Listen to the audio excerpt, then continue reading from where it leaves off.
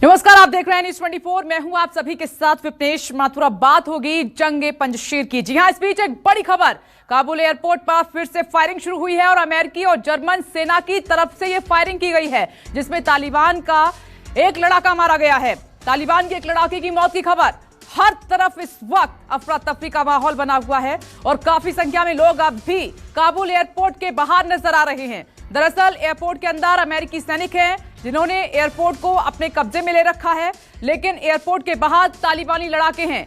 हम आपको यह भी बता दें, जानकारी दे दें कि अफगानिस्तान पर तालिबान के कब्जे के बाद से ही लोग लगातार अफगानिस्तान से भागने की कोशिश में लगे हुए हैं। हजारों लोग काबुल अंतर्राष्ट्रीय एयरपोर्ट के बाहर इकट्ठा हो गए हैं। विदेशी नागरिकों के साथ साथ कुछ अफगानियों को अलग अलग देशों ने एयरलिफ्ट भी किया है, उनको बचाया है, जिसमें भारत भी शामिल है, अमेरिका भी शामिल है। अब आप देखिए कि जंगे मैदान बन गया है पूरी तरीके से। अफगानिस्तान एक तरफ है लड़ाके, तो दूसरी तरफ काबुल एयरपोर्ट की बात करें तो अंदर अमेरिका की सेना है और बाहर की तस्वीर, ये हजारों की तादाद में लोग एयरपोर्ट के बाहर जो अफगानिस्तान छोड़ना चाहते हैं किसी भी कीमत पर।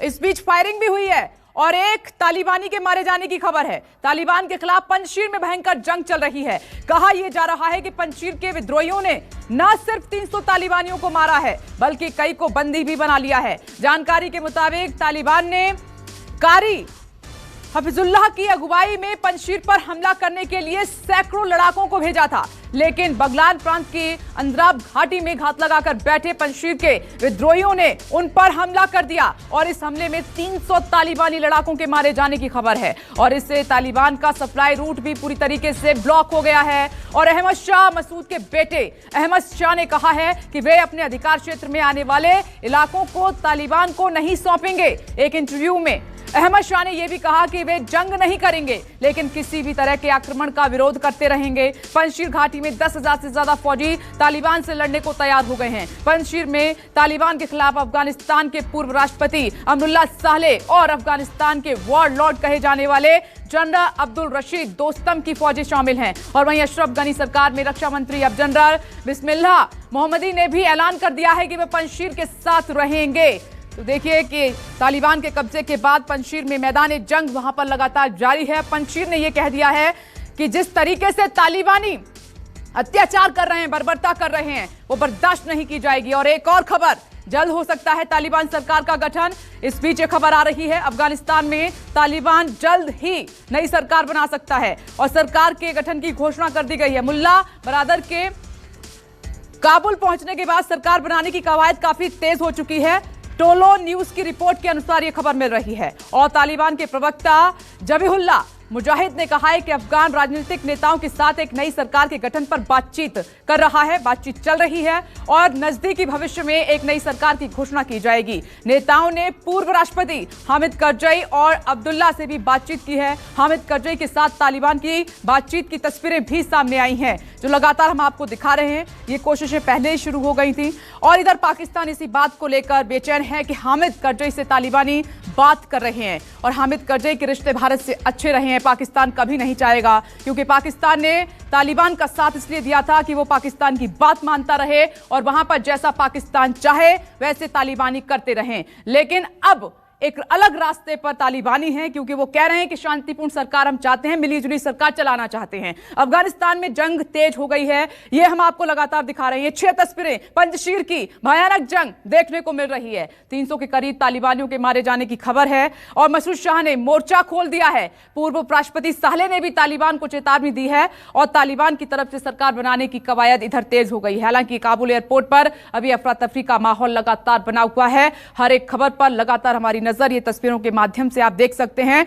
जो अन्य जलालाबाद सहित अन्य प्रांत थे जहां पर भी विद्रोहियों ने जंग छेड़ रखी थी तालिबानियों के खिलाफ, उन्होंने कहा था कि उनकी बर्बरता बर्दाश्त नहीं की जाएगी, लेकिन तालिबानियों ने उनको छुड़ा लिया है। लेकिन पंजशीर एक ऐसा प्रांत बचा हुआ है जहां पर लगातार मुकाबला कर रहे हैं वहां के लोग, वहां की सेना तालिबानियों से, और 300 तालिबानियों के मारे जाने की भी खबर है। खास मेहमान इस वक्त हमारे साथ मौजूद हैं, major general retired Ashwani Siwach sir हमारे साथ जुड़ गए हैं, डिफेंस एक्सपर्ट हैं और लगातार वो भी अपनी नजर डे 1 से बनाए हुए हैं जब से तालिबानियों ने अफगानिस्तान पर कब्जा किया है। और साथ ही जेके त्रिपाठी सर भी लगातार हमारे साथ मौजूद हैं, फॉर्मर डिप्लोमेट हैं पहले दिन से ही। सबसे पहले अश्विनी श्रीवास्तव आपके पास आ रही हूं। पंजशीर पर आपकी नजर है और वहां पर जंग छिड़ी हुई है और यह भी खबर है कि तालिबान के 300 लड़ाके मारे गए हैं और तालिबान ने अपनी संख्या वहां पर बढ़ा दी है। मेरा सवाल यहां पर यह है कि यही जुनून, यही जज्बा हर प्रांत के लिए चाहिए था। हाँ बिल्कुल, देखो पंजशीर एक निशाना है कि रेजिस्टेंस जिस प्रकार से मोमेंटम ले रही है और पंजशीर के अंदर अहमद मसूद जो कि अहमद शाह मसूद जो अपने नदर्न अलायंस के कमांडर थे उसके बेटे हैं और उनके साथ अमरुल्लाह सालेह जो पुराने वाइस प्रेसिडेंट हैं मिलके और अब्दुल रशीद दोस्तम भी आ गए हैं जो कि एक प्रकार से पुराने मिनिस्टर भी रह चुके हैं, वार लॉर्ड भी हैं। तो ये मिलके एक बहुत बड़ी रेजिस्टेंस फॉर्म हो गई है और करीब करीब सुनने में आया 500 के करीब जो अफगान फोर्सेस के पुराने सैनिक थे वो भी आके अब पंजशीर में आ गए हैं और ये इन्होंने अब तालिबान के साथ मुकाबला खोल दिया है और तालिबान के 500 से करीब आतंकवादी मारे गए हैं और पंजशीर के बाद इन्होंने पहले 3 डिस्ट्रिक्ट लिए, आज उन्होंने 9 डिस्ट्रिक्ट ले लिए और अभी इनका बढ़ता जा रहा है। मुझे बस एक चिंता यही है कि इनकी लॉजिस्टिक सप्लाई लाइन की प्रॉब्लम है क्योंकि इनका बॉर्डर किसी जो दूसरी देश से नहीं है। तो ऐसे में होगा क्या कि आने वाले समय में लॉजिस्टिक सप्लाई कैसे पाएंगे, आर्म्स अम्यूनिशन कैसे आएगा, ये एक चिंता का विषय है। और दूसरा है कि इंटरनेशनल कम्युनिटी ने अभी तक इनको रिकॉग्नाइज नहीं किया। जब तक इंटरनेशनल कम्युनिटी को इसको सहायता नहीं देगी तो थोड़ा मुश्किल हो जाएगा, मगर एक बड़ी पहल है और तालिबान के अगेंस्ट अभी लोगों ने भी आना स्टार्ट कर दिया है। आज अफगान के जो लोग हैं वो नहीं चाहते तालिबान को, वो भी सड़कों पे आ गए हैं कई डिस्ट्रिक्टों में। तो ये एक बड़ी पहल है, मुझे लगता है हर प्रांत में अगर शुरुआत से यही जज्बा जुनून होता और अपनी रक्षा का इरादा होता, वहां पर यह बल मिलता तो आज ये हालात अफगानिस्तान में नहीं होते। मुझे लगता है ये काफी देर हो गई है। बिल्कुल ठीक बोला आपने, इसमें थोड़ी सी देर हो गई है पर देर आए दुरुस्त आए, मगर अभी भी ये रेजिस्टेंस मोमेंटम हो सकता है और ये बागलान को भी ले लिया है। मुझे लगता है कि जिस प्रकार से यहां से स्टार्ट हुआ है ये पूरे अफगानिस्तान में फैलेगा क्योंकि लोग नहीं चाहते। देखो मीन पॉपुलेशन जो है अफगानिस्तान की 19 साल है, इसका मतलब 50% से ज्यादा पॉपुलेशन 2001 के बाद पैदा हुई है। उन्होंने खुली हवा में सांस लिया, वो नहीं चाहते शरिया लॉ तालिबान का आए, औरतों के ऊपर रिस्ट्रिक्शन आए, काम नहीं कर सकती बच्चियां, स्कूल नहीं जा सकती, ह्यूमन राइट वायलेशन बढ़ेंगे। तो मुझे लगता है कि अब अगर लोग भी मिल गए तो फिर तालिबान के लिए बहुत बड़ी मुश्किल होगी और यह रेजिस्टेंस जो है धीरे धीरे गेन मोमेंटम करेगा। और मैं लौट रही हूं सर आपके पास, जेके त्रिपाठी सर, मेरा सीधा सवाल आपसे यह है कि एक तरफ आप देख रहे हैं गोलियां चल रही हैं, पंजशीर में जंग छिड़ी हुई है, तो दूसरी तरफ तालिबानी अपनी सरकार फॉर्म करने के लिए बातचीत कर रहे हैं। तो इन हालातों में क्या सरकार इस तरीके से बन पाएगी, चल पाएगी? एक तरफ खून बह रहा है, एक तरफ अत्याचार कर रहे हैं, जंग छिड़ी हुई है, दूसरी तरफ सरकार बनाने की बात आप कर रहे हैं।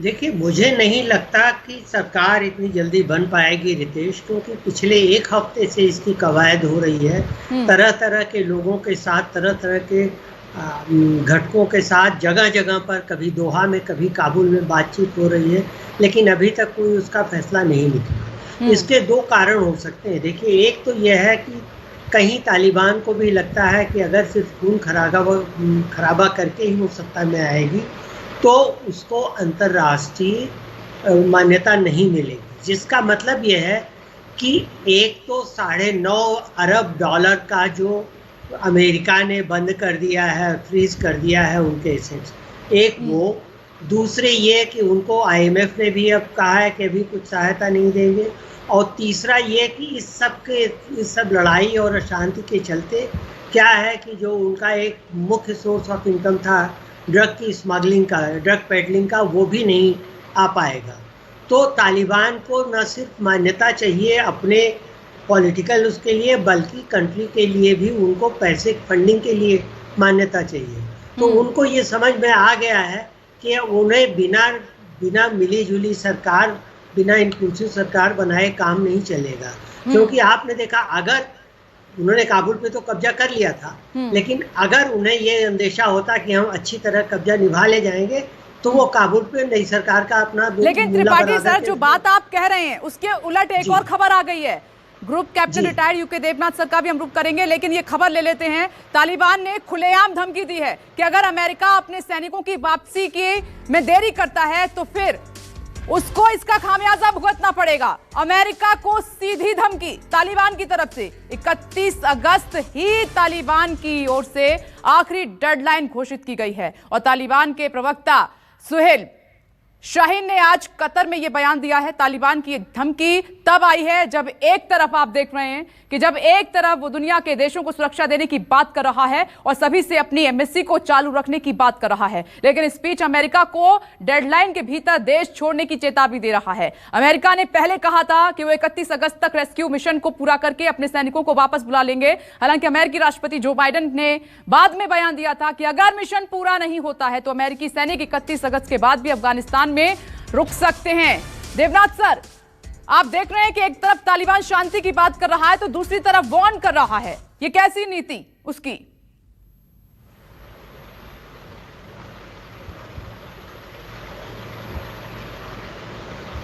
कुछ लोग गरम दल के हैं, कुछ लोग नरम दल के हैं। इस बार जो तालिबान है ये एक हॉट एंड कोल्ड पॉलिसी अख्तियार कर रहा है। वह जानते हैं कि अमेरिका फाइनली अफगानिस्तान से निकल रहा है और पहले की जो डेडलाइन थी वह थी 31 अगस्त। मेरा मानना है कि तालिबान सिर्फ अमेरिका पर 31 अगस्त से निकलने की जो है वो प्रेशर डाल रहा है। तालिबान इस लेट आवर में ऐसा कोई भी कार्रवाई नहीं करेगा जिससे कि अमेरिका को एक बहाना मिल जाए कि वो फिर से अपने यूएस एयरफोर्स के बॉम्बर्स को बुला ले और तालिबान को बॉम्ब करना शुरू कर दे। इसीलिए मेरे ख्याल से तालिबान शायद 31 अगस्त के बाद भी थोड़ी सी गुंजाइश है।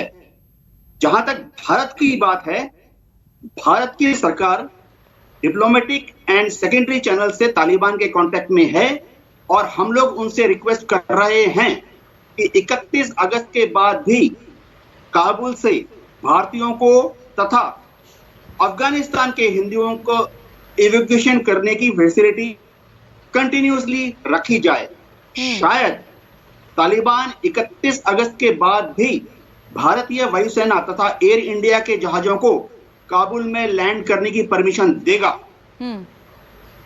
एक और चीज मैं जो बताना चाहता हूं, देखिए तालिबान जानता है कि अफगानिस्तान के 400 डिस्ट्रिक्ट्स तथा 34 प्रोविंसेस में पंजशीर में ही उनका इफेक्टिव विरोध हो रहा है। तो इस वक्त वह पंजशीर वैली को एनसर्कल करके उन पर दबाव डालते रहेंगे। इससे कुछ तालिबान का नुकसान होगा, लेकिन एज ए मिलिट्री मैन मैं आपको बताऊं कि तालिबान के पास इस वक्त टोटल नंबर ऑफ लड़ाके जो कि वो पंजशीर वैली को एनसर्कल करने के लिए डिप्लॉय कर सकता है कहीं ज्यादा है। और इसी तरह से अमेरिकन ट्रुप्स के सरेंडर करने के बाद तथा अफगानिस्तान नेशनल आर्मी के सरेंडर करने के बाद अब तालिबान के पास बेहतरीन हथियार और बहुत ज्यादा ह्यूज क्वांटिटी में अम्यूनिशन है। पर अभी आप कह रहे थे कि तालिबान रिस्क नहीं लेगा, सभी को साथ लेकर चलेगा, लेकिन एक पावरफुल कंट्री अमेरिका जैसे देश को धमका रहा है तालिबान।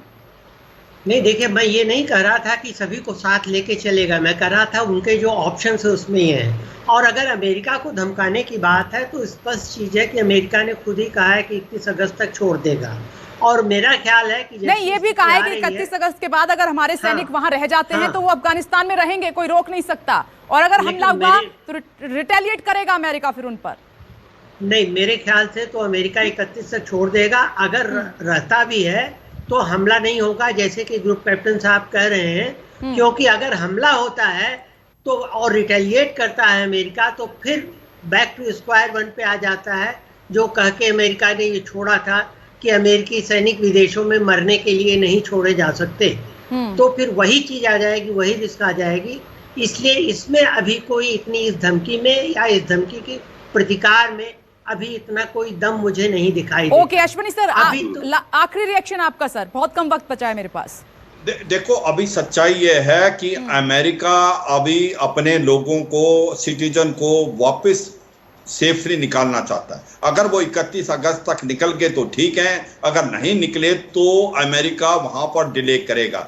अब तालिबान की ये एक प्रकार प्रेशर टैक्टिक्स है, किसी तरीके अमेरिका वहां पर ऑपरेट ना करे। तो ये है, मुझे लगता है आज एक सबसे बड़ा पहलू है कि ये इंक्लूसिव गवर्नमेंट क्या बनेगी। पाकिस्तान चाहता है हक्कानी ग्रुप का जो है वो ज्यादा एक प्रकार से इसके अंदर लेन देन होना चाहिए, क्योंकि एक हक्कानी ग्रुप जो सिराजुद्दीन हक्कानी, उसको ये एक टॉप पदवी दिलाना चाहते हैं, क्योंकि पाकिस्तान देख रहा है हासिल करने का खामियाजा तालिबान को भुगतना होगा, इतना आसान नहीं है। शुरुआत में ही आपने कहा था।